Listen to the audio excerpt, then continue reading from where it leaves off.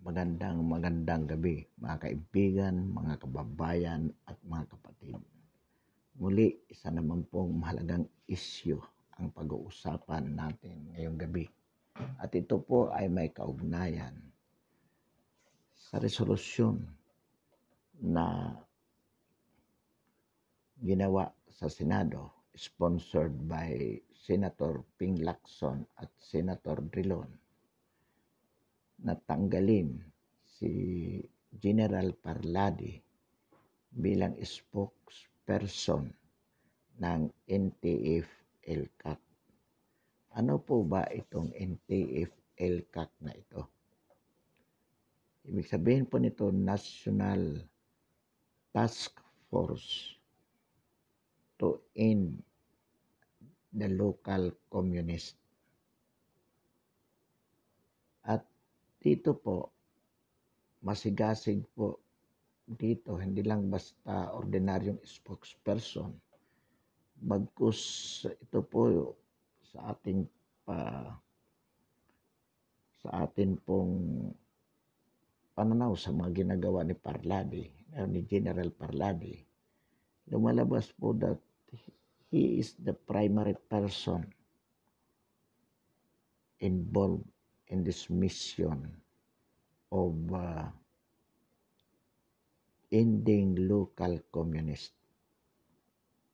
Kasama po na rito si Yusek Loren Badoy. We take this opportunity of duly recognizing these people sa kanila pong masigasig na pakikipaglaban against the CPP, NPA, NDF.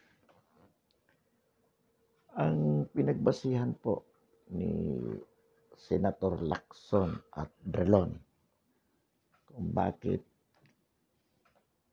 ipinatatanggal nila si General Parladi bilang spokesperson ng NTF-ELCAC sapagkat di umano ito ay labag sa saligang batas. Specifically, they mention paragraph 4 of Section 4, Article 16 of the 1987 Constitution. At ayon sa nabanggit na provision, ang sinasabi po kasi doon,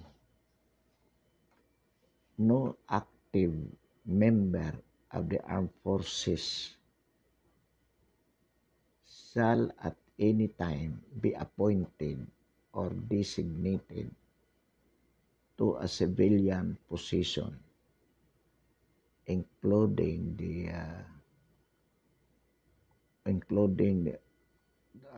owned and controlled corporations and their subsidiaries. So, dahil dito po, ayon sa kanila, labag sa saligang batas sapagkat si General Parladi ay active member of the armed forces. Ito po yata ay commander sa South Luzon. So, aktibo po ito. So, ang tanong po dito, from the legal point of view, labag nga ba ito sa saligang batas? Well, Senator Lacson, Senator Drilon, abogado ka. Ito naman si Senator Lacson, hindi ito lawyer. Pero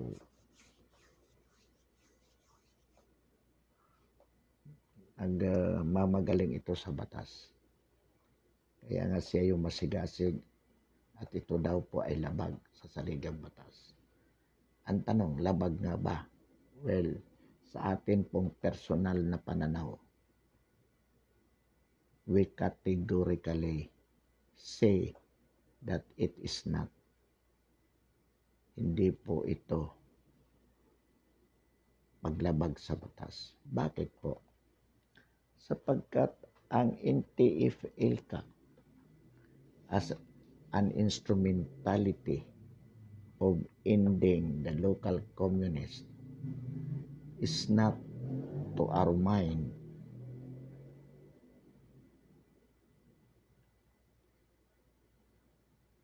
to be a spokesman of the said agent instrumentally is not, to our mind, a civil position. Bakit po? Sapagkat the NTF-ELCAC as an instrumentality was established specifically with the aim of ending local communist. And the local communist affair is not a civilian affair. It is a military affair because it is a nationwide rebellion aimed at overthrowing the government. Although in the process, it resorts to terrorism as their means of achieving the end of overthrowing the duly constituted government. That being so, the NTF-ELCAC is a military agency or instrumentally, although there are civilian components. Why? Because at the provincial level, governor were made a chairman. At the national level, highest level, the president is the overall chairman. At the provincial level, you have the governors. At the municipality or city levels, we have at the municipality or city level, we have the city mayors. At the barangay level, we have the barangay chairman as chairman of the NTF-ELCAC in their respective barangays. But the civilian components, being the local chief executives, were appointed for the purpose of coordinating for coordinative functions within their respective areas of jurisdiction, recognizing the fact that effective fight against the local communists should be, we have to get involved the local chief executives. Ito po ang purpose. And the fighting elements, the fighting force of the NTF-ELCAC are the military, principally. The armed forces with the assistance of the PNP in the areas where they are respectively assigned nationwide. So in other words, the appointment of General Parladi as a spokesperson of NTF-ELCAC is not designating him as an active personnel of the armed forces to a civilian position, contrary to what Senator Lacson and Senator De Leon are saying. Ito po yung ating pananaw dito. Anyway, interpreting the provisions of the Constitution is not the function of the legislature. It is not the function of any senator or any civilian for that matter. The same being the sole prerogative of the judiciary, specifically the Supreme Court. So, hindi po natin pagtatalunan itong aspeto na ito. kung talagang ano pang dapat dito, manatili sa pwesto si General Parladi as a spokesperson of the NTF-ELCAC. Ngayon, kung gusto po talagang i-push through ni Senador Trilon at Ping Lacson na ipatanggal si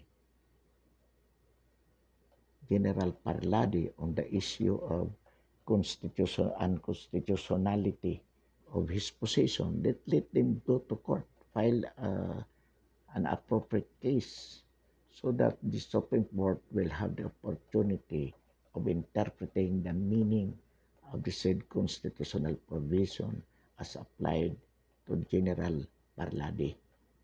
Yan po. So hindi po natin pagtatalunan yan.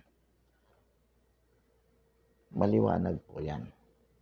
Pero ang nakakabahala po dito sa isyong ito at sa ginagawa ni Ping Lacson at ni Senador Drilon ay yung katotohanan na lumalabas po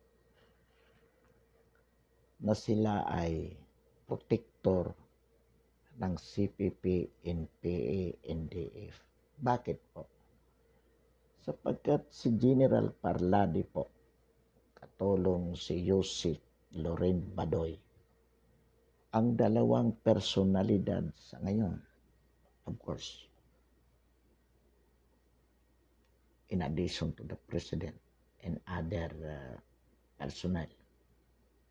Pero itong dalawa pong ito, si Yusek Badoy at si General Parladi, are very vocal at nakakonsentrate po dito sa laban, sa gera, laban sa mga komunista.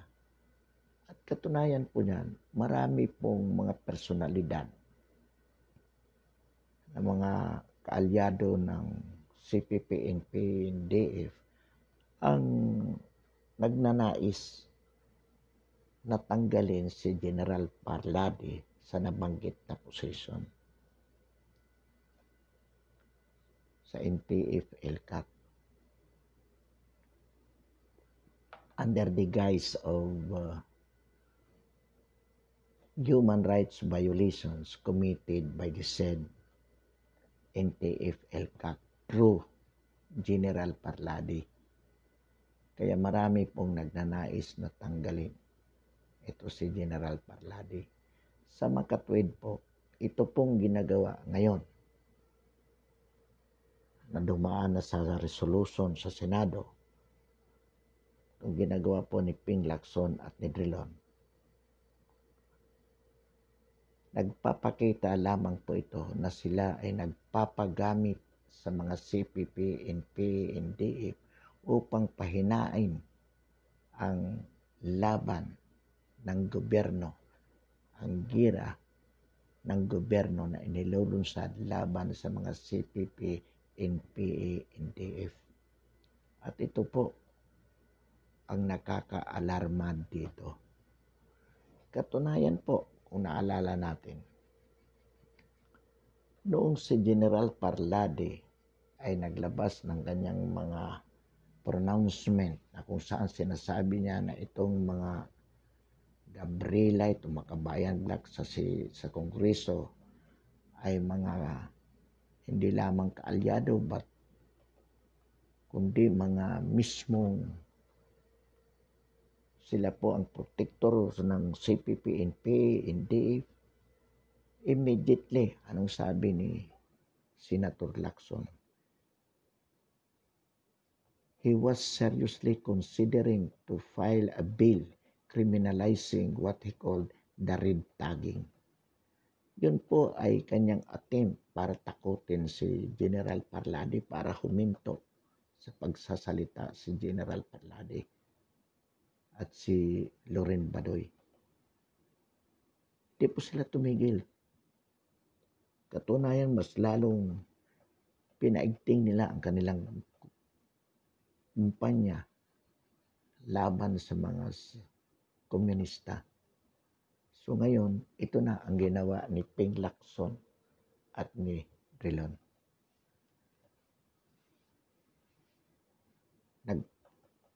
pasa ng resolution sa Senado na tanggalin si General Parlade sa NTF-ELCAC at gumamit na sila ng probiso ng saligang batas na di umano labag ito. Ibig po sabihin ganun sila kadeterminado. Natanggalin si General Parlade sa NTF-ELCAC upang pahinain ang laban ng gobyerno o ang gera na inilunsad ng gobyerno laban sa CPP, NPA, NDF, Ping Lacson at Drilon. Hindi lang kayo mga gago. Niloloko nyo ang sambayan ng Pilipino. Bakit gusto nyo palakasin, panatilihin ang CPP, NPA, NDF sa ating bansa with their terrorist activities? Sapagkat sa totoo lamang po, nakikinabang kayo, lalo na ngayon mag-eleksyon na naman. Ginagamit nyo silang mga private army ninyo.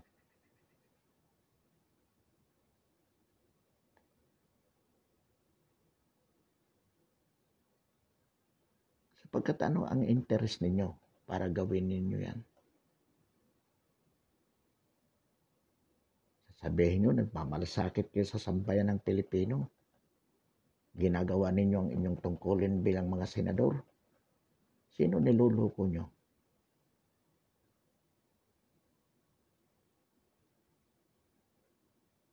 Kitang-kita yung inyong ginagawa. Maraming senador dyan sumusuporta sa CPP-NPA. Si Grace po. Nakikinabang kayo eh. Anong sabi ng mga ex-rebel?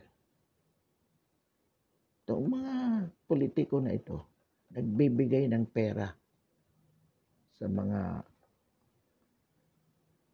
NPA.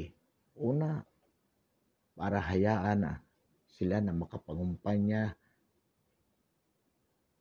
doon sa mga areas na malalakas ang CPP-NPA. Yung pagbibigay ninyo ng pera, yan ay pagsuporta sa kanila for your own private interest.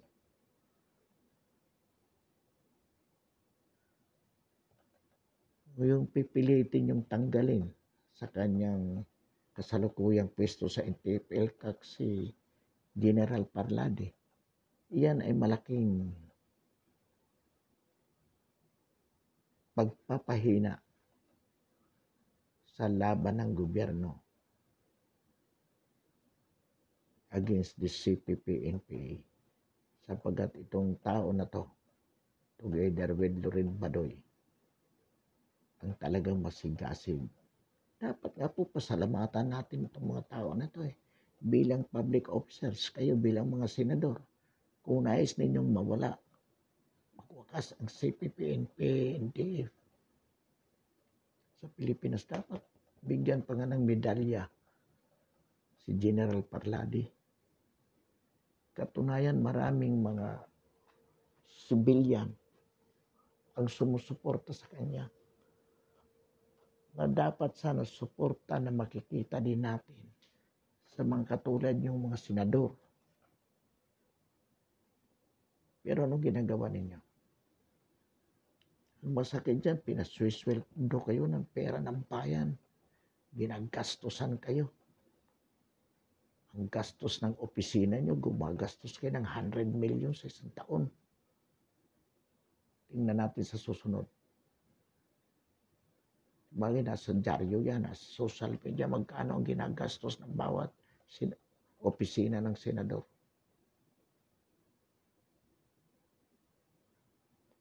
Kung nakita nga natin, kung hindi ako nagkakamali, si Senador De Lima, kaisa ninyo, nakakulong. Pero magkano ginastos ng opisina niya? Sa 100 million ang nakita natin sa isang taon yan. Nakakulong yan. Kaya itong bayan natin hindi umuunlad sa mga kalukuhan nyo. Ikaw, Ping Lacson, masyado kang mayabang, masyado kang Nanloko sa sambayan ng Pilipino, ginagago mo. Sambayan ng Pilipino. At ikaw, Relon, kurap ka din. Masyado kang makasarili. Naalala ko, nagpunta ka sa San Pedro. Anong sabi mo nun na hindi ko makalimutan? Natatakot kayo sa SAR. Pero hindi nyo nakikita na mas dapat higit katakutan ang charter change ni JMA. Sapagkat inaadhika ni JMA yung shifting from presidential to parliamentary form of government. Niloko masambayan ng Pilipino sa pagsasabi na pinakamasamang forma o type of government ang parliamentary. Bakit? Mawawala kayo sa Senado eh. Yan ang totoo, Relon. Kaming gagawin. Kakanang masahod ka pa kay Satanas. Hindi ba isa ka sa pinakakurap na senador? Binorga na Bulgarian sa Kongreso, sa lower house. Bilyon ang kinurakot mo ayon kay Congressman Marcolita, Congressman Defensor.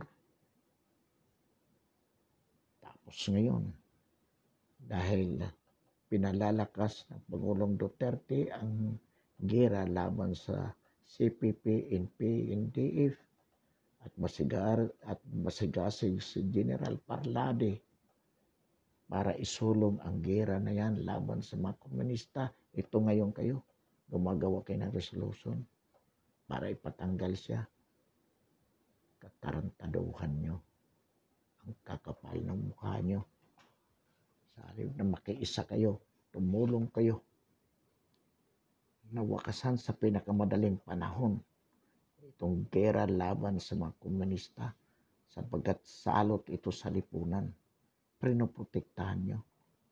Dahil kayo rin, ikaw Pinlacson, ikaw Drilon, at yung mga kasama nyo, nakikiisa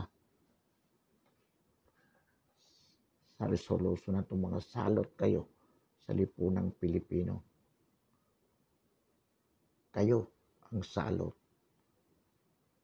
Imagine, ginagamit nyo ang pera ng gobyerno, ginagamit nyo ang inyong posisyon bilang mga senador para protektahan ang mga terorista. Anong dahilan? For your own personal interest. Wala namang iba na gagawin yung dahilan.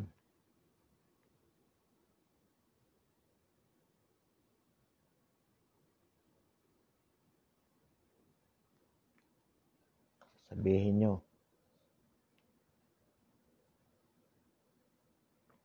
dahil maraming violation ng human rights, tulad ng sinasabi ni Robredo, massacre, Calabarzon massacre.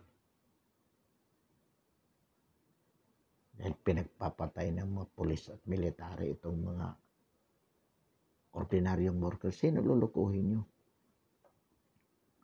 Naturalmente, kapag napapatay ang mga NPA na yan, ang sinasabi nila, human rights advocate sila. Aminin ba nilang NPA sila? Of course not. Kayo, alam nyo rin yun. Hindi naman kayo bobo eh. Magagaling na kayo eh. Pero palibasa ang isinusurong nyo, ang personal yung interest, hindi yung interest ng bayan. Ayun, kumakampi pa kayo sa mga CPB, sa mga NPA na yan. Bakit? Nagagamit nyo bilang mga private army.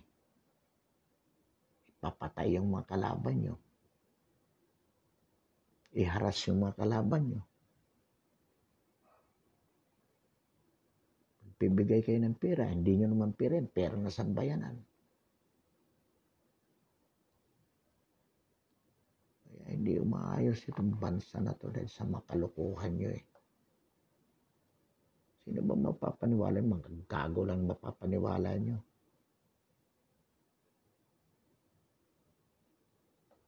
Ito si Lacson, nagkagaling-galingan to eh. Sinabi ng ating Pangulo kung gusto ng Amerika na ipagpatuloy ang BEP. Salita agad. Extortionist ang Pangulo. Bakit? Maka-Amerikano kayo. Talagang maka-Amerikano kayo. Mga tota kayo ng kano dito eh. Pag naos na naman si Duterte, posibleng kayang kunin.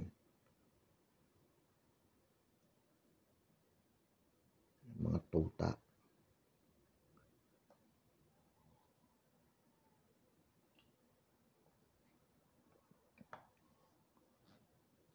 Sana makarma agad kayo para mabawasan ang salot sa ating lipunan. Masamang manalangin para sa ikasasama ng kapwa. Masigit na masama kayo dahil itong ginagawa nyo. Masigit na kapahamakan sa sambayan ng Pilipino. Hindi kayo na lang ang mawala. Kayo na lang ang magdurusa.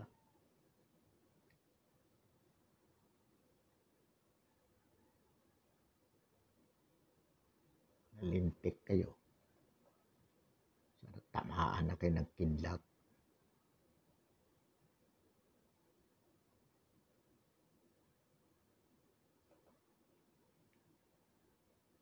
Sinasabi nga ng ating Pangulo, ubusin na yan, pulbusin na yung mga CPP, NP, NDF na yan. At ang NTF, LCAC, ang instrumento para magawa yan.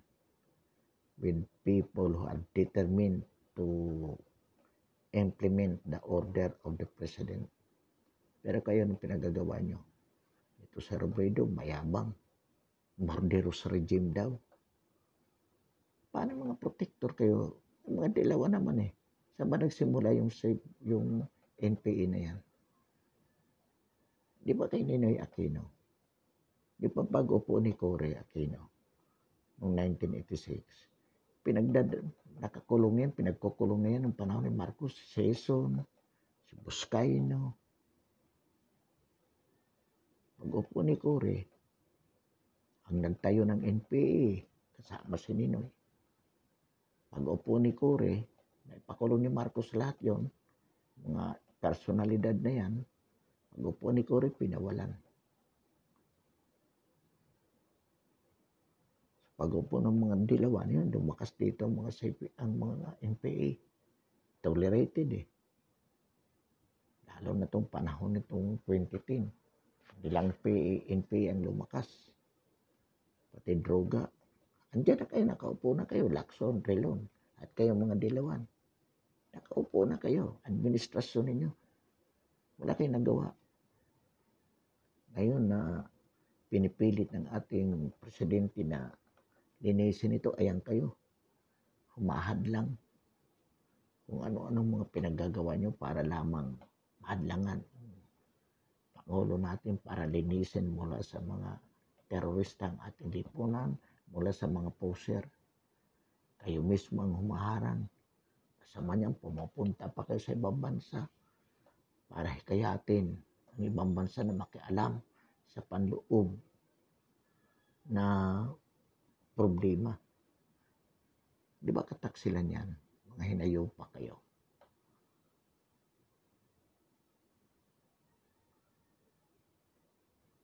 Kagaguhan nyo eh. Ang yayabang nyo. Kayo dyan. Tiberos, Pangilinan, Trilon, Lacson. Ang yayabang, wala namang nagagawa sa bayan. Panay kurakot. Nangungurakot lang, papasarap na kayo. Pinaglolo ko lang inyong sambayan ng Pilipino. Kaya nga, nagpapasalamat tayo na may social media ngayon eh. Sapagkat we can voice out our grievances against you people. Dahil ang media, hindi naman kayo binubulgar kung anong totoo tungkol sa inyo sapagkat nababayaran nyo. You serve their interest. So they have to serve your interest. Kaya yung makalukuhan nyo, hindi na bubulgar sa masa. Pero ngayon, iba na. Anyway, inuulit po natin, Lacson at Trilon. Kung gusto nyo, mapatunayan na talagang totoong unconstitutional itong posisyon ni Parlade sa NTF-ELCAC, we challenge you, go to the Supreme Court.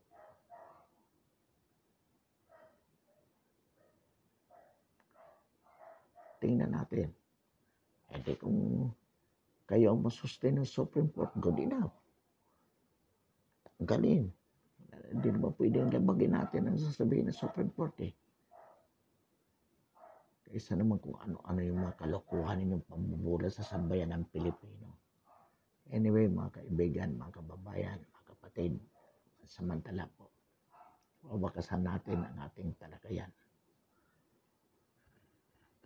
As a token of support, we invite you to subscribe our YouTube channel, ang ating paninindigan sa napapanahong issue ng lipunan.